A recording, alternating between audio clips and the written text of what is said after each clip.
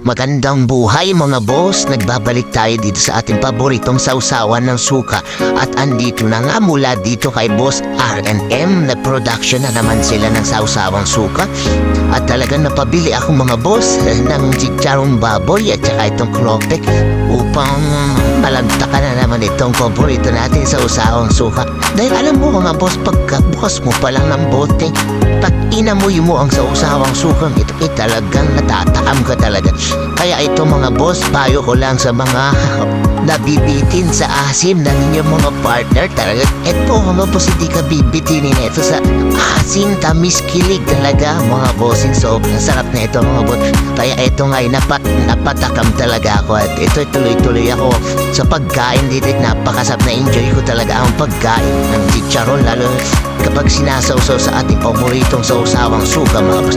Dahil ito mga bossing ito nga pala ang sausawan na suka natin.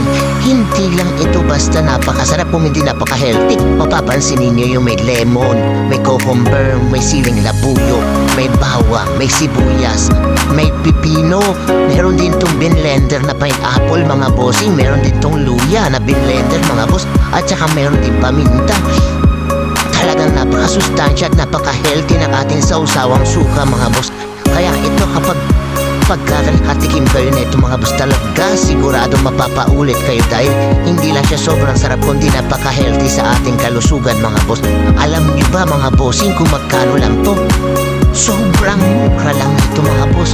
Kung kumpara sa mga healthy na may bibili sa inyo, 79 pesos lang mga boss. Kaya contact na kayo sa mga contact number namin dyan sa Facebook page.